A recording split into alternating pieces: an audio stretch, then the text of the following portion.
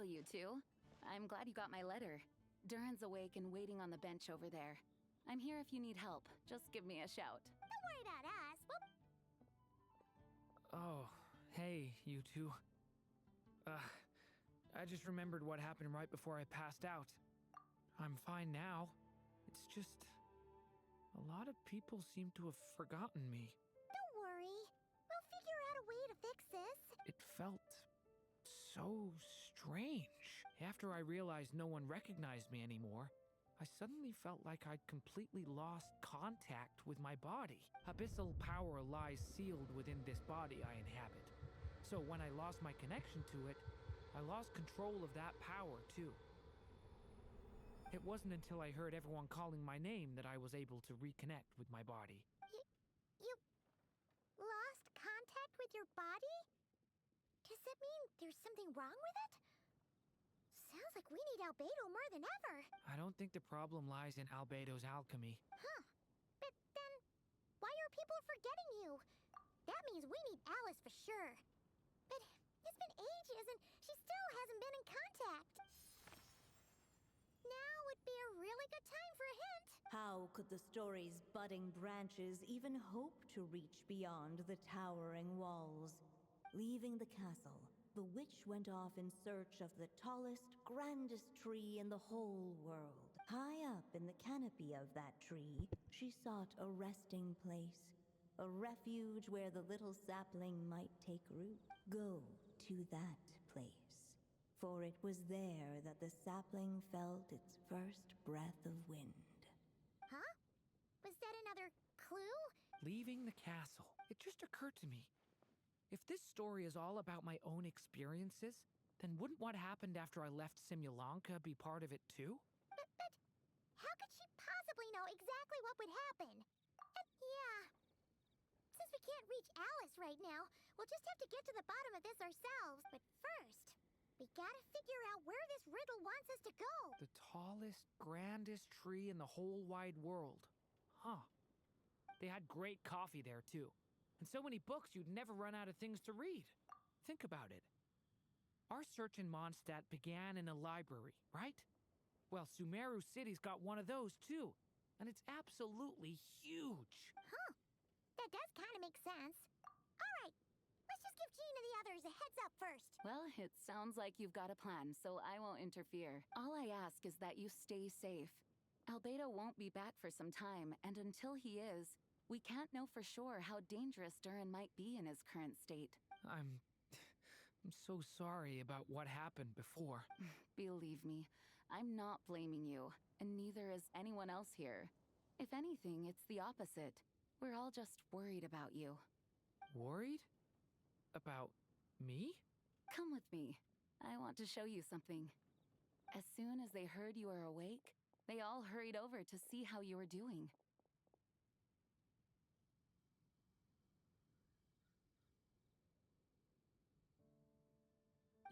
You all came to see me? A little birdie told me you're working on finishing a storybook. So maybe all those people losing their memories is just a plot twist, waiting to be resolved. Miss Lisa, you always seem to know how to put my mind at ease. Please, everyone, don't worry about me. When I get back, I'll find a way to complete my mother's story, and the one we started, too.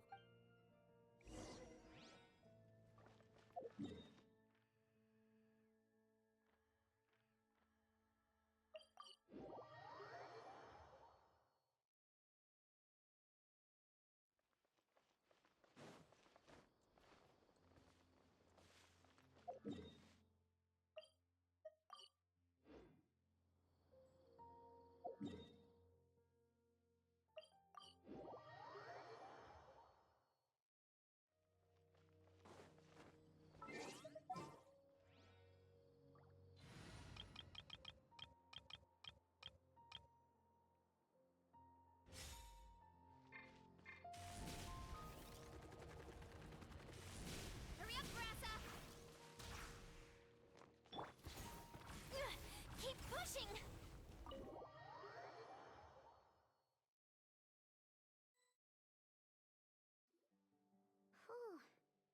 After the library hunt in Mondstadt, it's not as if Paimon was expecting this to be easy. But this... yeah...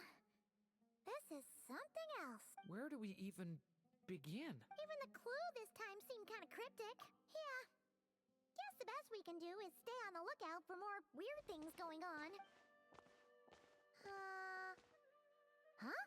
Sorry, what? I'm here to return Volume 5. According to the catalog, Volume 5 of this series is not available for loan. I can't accept the return of a book that was never checked out in the first place. Let me put it this way. My copy is complete. Yours, on the other hand, is missing large amounts of content. So you should swap it for mine instead. Sir, you have to understand. Managing a library is a serious business, and we have protocols in place for this kind of thing. I can't just replace an important volume in our collection based on nothing more than your word. Hey! Look what the Wandering Tom dragged in! Oh, it's you. And, what is it you're doing here? I'm a traveling scholar, as you know. Isn't a library the most natural place for me to be? Well, the last time we saw you was all the way in Notcry. Paimon just didn't expect to suddenly see you in Sumeru, that's all. There were some things I needed to come back and take care of. Some documents had gone missing, so I tracked them down, restored them to their original condition. And now, I'm here to return them. And considering what I'm planning to do next, it feels like a weight off my shoulders. What's going on with you, huh?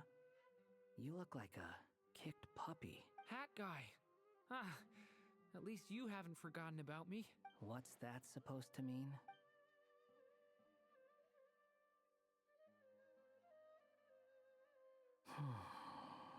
So it's been getting worse.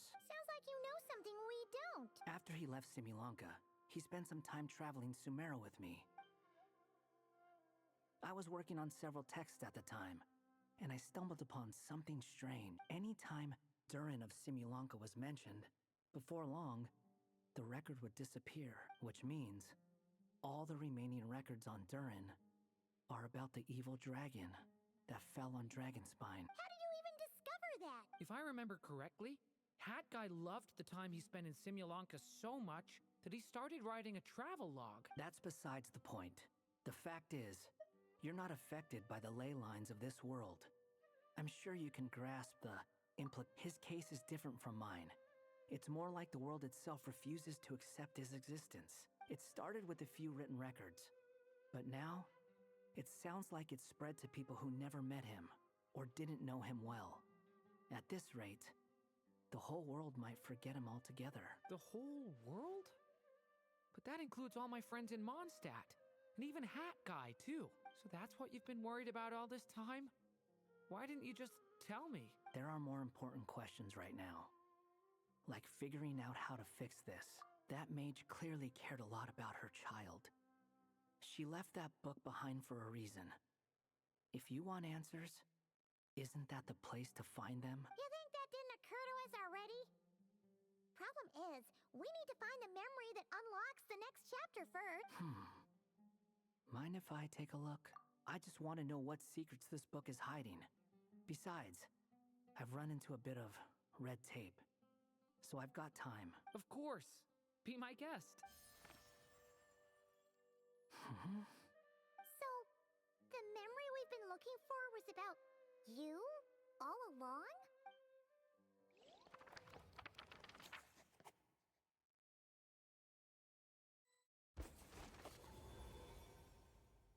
The little dragon became companions with a stray cat with dark blue fur. It was a friendship born of all they had in common. He left his castle at the stray's invitation, setting out to explore the world beyond its walls. There, he grew fond of the outside world, eager to make friends and share the story of his life. Taken by the dragon's story, the stray tried to write it down. But he soon realized that no matter how he tried, it would always warp into the evil dragon's tale.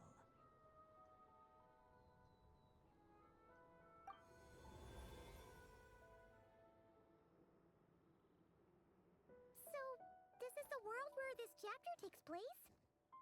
Looks like we're... This one must be about what happened to me when I first arrived in Tevat.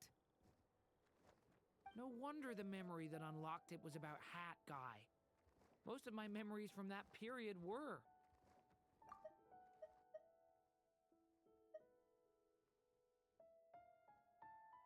Hold on. Anyone want to explain the? how I ended up looking like this? Maybe you've become a character in the story too.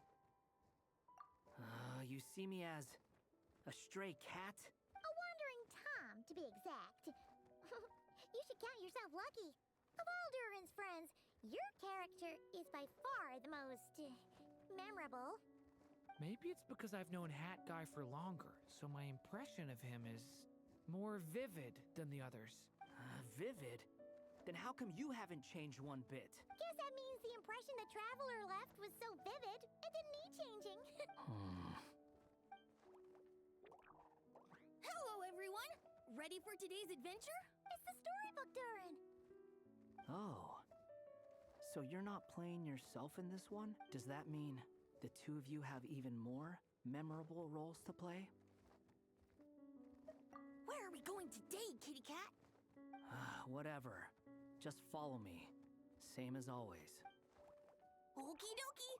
Can we chat along the way? If you have something to say, just say it. Was that seriously how the two of you communicated when you first got here? Yep. Okay. Yep. Anyway, how do we get ourselves out of here? Usually, the narrator gives hints to help us figure out what to do. Speaking of which, about time we got some of those, don't you think? The story's vines had woven themselves together into a giant tree, the boughs of which a little storyless dragon now paced, homeless among its leaves. He had to find a way to leave this place and set off in search of a home of his own. If he stayed, the world would erase him from its memory altogether. To leave this place? But where am I supposed to go? The little dragon felt completely lost. Just like the vines, the road ahead branched off into different directions, twisting and turning before disappearing into the mist. But as luck would have it, a prophetess waited up ahead. Perhaps she might know where each path might take him.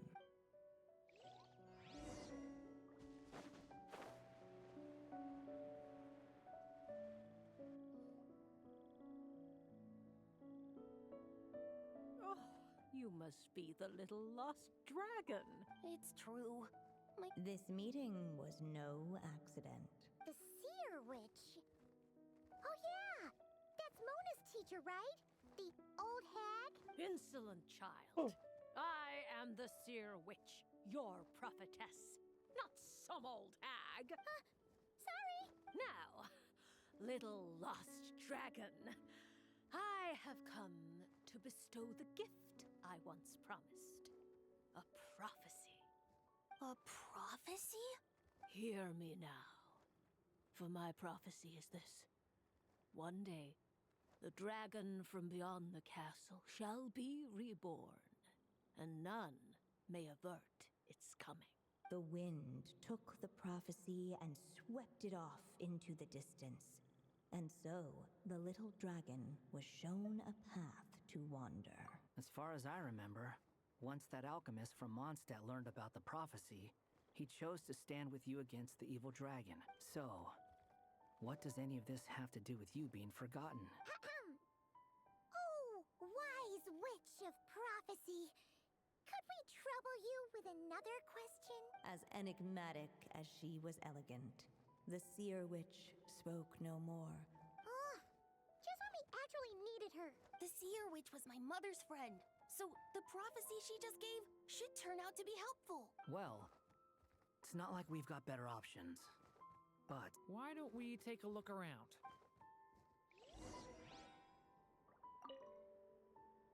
As enigmatic as she...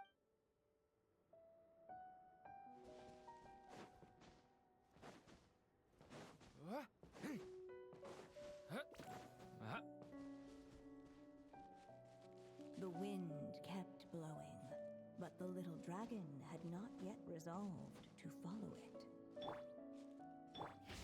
Before him lay a foggy path, and where it might lead he could not tell.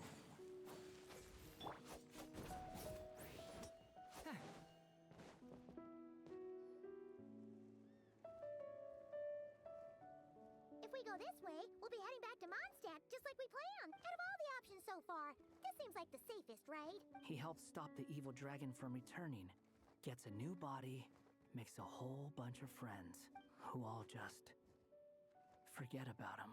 But you didn't forget, Hat Guy. I'm just saying, choosing this path wouldn't solve the main problem. You'd still end up being forgotten. Huh. I'm not against choosing this path. I just wonder what secrets it might be hiding. Let me think about it.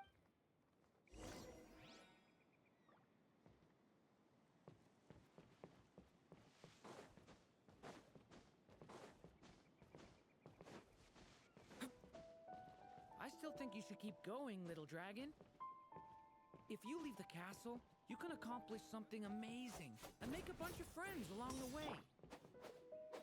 Really? Then let's go! Unable to preserve his story, the little dragon wandered astray. Fortunately for him, a certain prophetess had left behind a prophecy to guide him. The wind took the prophecy and swept it off into the distance, and so the little dragon was shown a path to wander. Following the wind's guidance, the little dragon made his escape. In turn, the prophetess affirmed the little dragon's choice, leaving an extra secret as her parting gift. Now that you've made up your mind, I shall keep my promise by explaining Fate's little trick. Long, long ago, the gods of the high heavens gave the world outside the castle a magic of its own. They called it storytelling. It was a magic of almost unshakable power that governed how people met, grew close, and understood one another.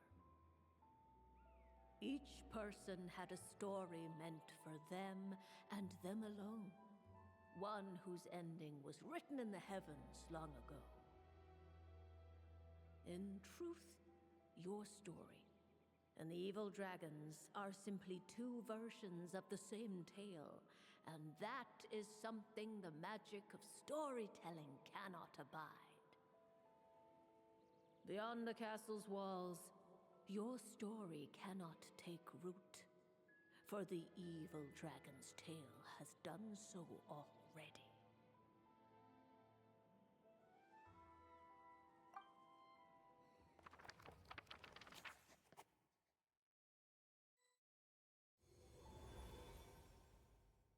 So, that was the secret? Huh. You still don't get it? Simulanga Durin and Tevat Durin share a special kind of connection. While they were in two separate worlds, there may have been some mutual influence, but their fates were independent. But when Simulanga Durin came to Tevat, a version of his fate already existed there. So, how can two fates exist at the same time? The answer is, they can't. The rules of this world don't allow it. You can't return a book you never checked out in the first place. So, what's Durin supposed to do? Those mages seem to have come up with quite the ingenious solution.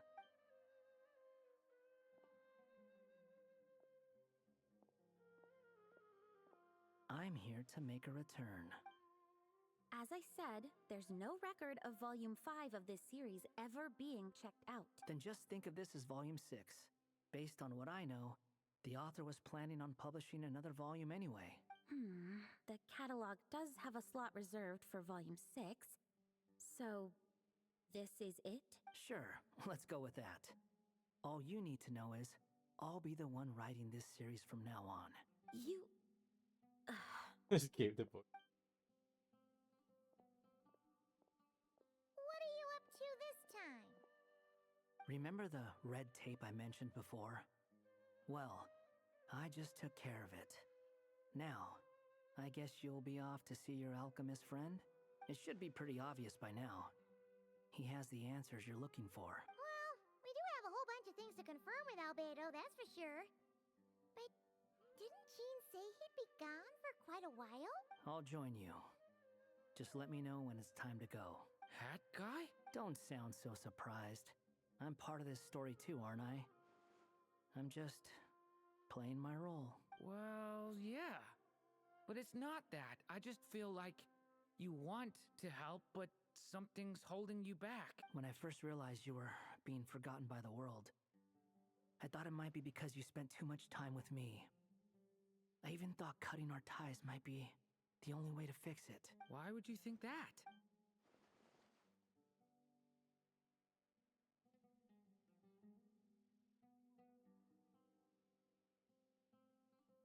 It doesn't matter now.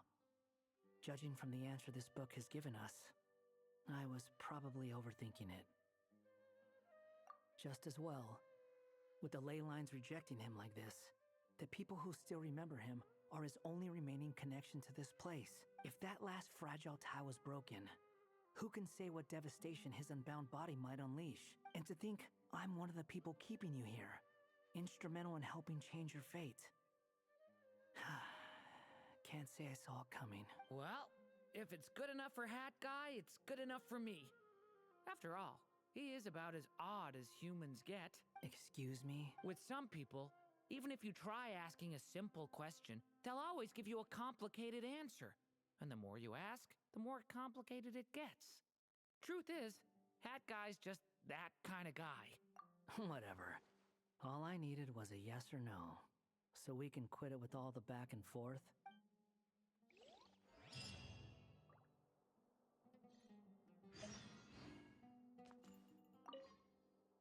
If you feel like stepping back into the story, just come find me. I'm sticking around for the next few days. So, when it's time to go, you know where to find me.